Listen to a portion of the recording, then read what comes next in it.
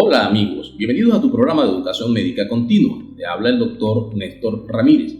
Hoy vamos a hacer la reconstrucción de un caso clínico. Síguenos. Se trata de paciente femenino de 47 años de edad, quien refiere que desde aproximadamente 8 meses viene cursando con dificultad respiratoria, con una disnea de grandes esfuerzos a esfuerzos leves que se ha acentuado en estos 2 últimos meses, inclusive hasta en el reposo. Se observa el examen físico presentando edema a nivel de miembros inferiores de carácter ascendente y ligero dolor a nivel abdominal, a nivel de hipocondrio derecho y a nivel de epigastrio, con una ligera proyección del reborde inferior del hígado. Además de esto, se aprecia ingurgitación de las venas yugulares, congestión de las venas yugulares apreciada principalmente cuando el paciente se acuesta a 45 grados de inclinación, y el cansancio, que es el síntoma primordial, lo que nos hace pensar probablemente en un cuadro de insuficiencia cardíaca derecha. Se solicitan todos sus exámenes básicos, especialmente la placa de tórax, radiografía de tórax.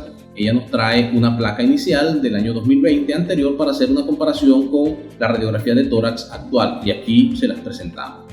Veamos en la imagen A, la que está pues, a tu lado izquierdo, esta radiografía de tórax, proyección PA, una radiografía de carácter aparentemente normal, en donde apreciamos el nivel de los diafragmas, el hemidiafragma derecho y el izquierdo del paciente, dentro de un mismo límite. Pasamos una línea horizontal a nivel de la punta del corazón con el hemidiafragma izquierdo, horizontal para hacer puntos comparativos, y en condiciones normales o habitualmente apreciamos acá que está señalado con una pequeña flecha roja. Hay una ligera tendencia a la elevación, pero muy ligera, del hemidiafragma derecho con respecto al izquierdo.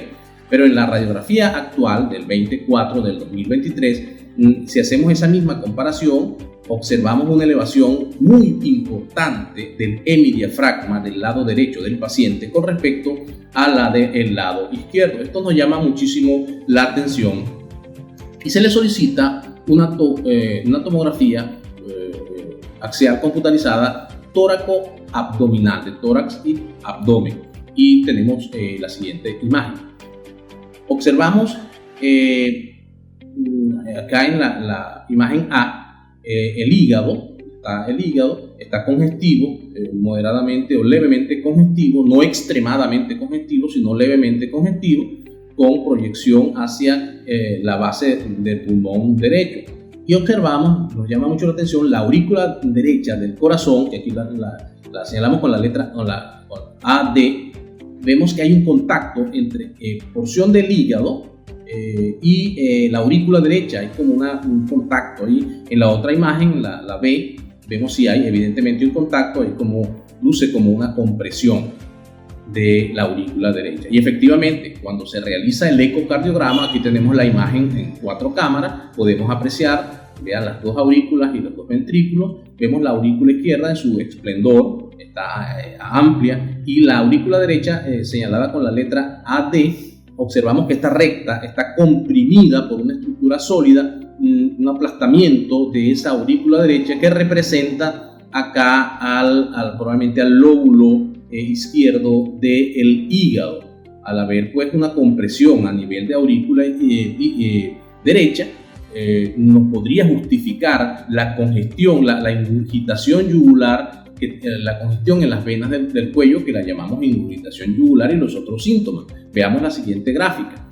En esta gráfica podemos apreciar sistema circulatorio. Aquí tenemos señalada la aurícula derecha y ventrículo derecho. Si hay una obstrucción al llenado de la aurícula derecha, donde aparece AD, vemos que entonces va a haber dificultad que se vacíe la sangre venosa que viene de cabeza a cuello. Por lo tanto, se congestionan los vasos del cuello, y por supuesto también se van a congestionar los vasos sanguíneos venosos que vienen tanto de miembros inferiores como del hígado. Aquí lo vemos en la gráfica.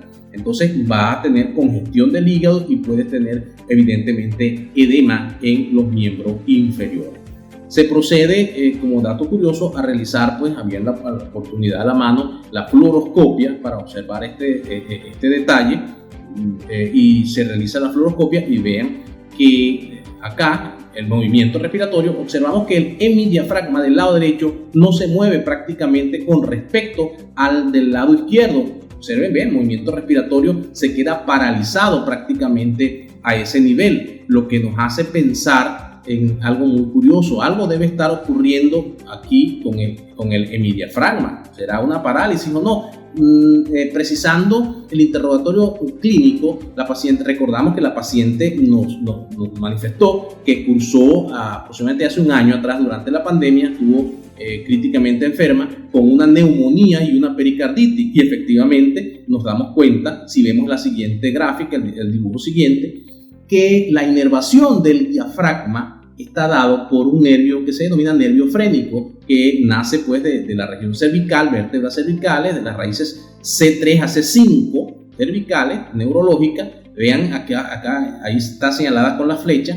Observamos que va descendiendo por el cuello, va por el reborde entre pulmón y corazón, le da unas ramas de inervación al pericardio fibroso y van hacia el diafragma. Así va en ambos lados, tiene dos nervios frénicos. Y al haber ese antecedente de un proceso infeccioso, tanto pulmonar como pericárdico, posiblemente hubo una complicación a nivel del nervio frénico del lado derecho, ya que observa que se distribuye en la cara interna del pulmón y también en prácticamente en contacto con el pericardio de ese lado derecho, generándonos una parálisis o hemiparesia del hemidiafragma del lado derecho. Al haber debilidad del diafragma, de uno de los hemidiafragmas, es un solo músculo, pero se divide en dos lados. Al haber debilidad, que puede ser congénita, pero ya desde el nacimiento, por falta de formación y fortaleza de las fibras musculares, pero también puede ser adquirida ya en edades ya más avanzadas. ¿Por qué? Por problemas infecciosos, problemas irritativos, por traumatismo, por cirugía, infecciosos bacteriales, virales. Ahí tenemos el antecedente, una infección, si fue COVID-19 o algún proceso de otra índole, teníamos prácticamente una explicación probable de la causa de la lesión del nervio frénico y de la parálisis de ese hemidiafragma. Y al haber debilidad de esa estructura muscular del hemidiafragma derecho, fácilmente con la presión abdominal, los órganos abdominales donde está el hígado y también está el vísceras abdominales, el ángulo del colon de ese lado derecho, pueden hacer protrusión hacia la parte pulmonar, comprimiendo fácilmente al pulmón y comprimiendo raramente las estructuras cardíacas, y acá lo vemos fácilmente cuando realizamos la imagenología, donde hay una compresión de aurícula derecha generándonos un cuadro de insuficiencia cardíaca congestiva.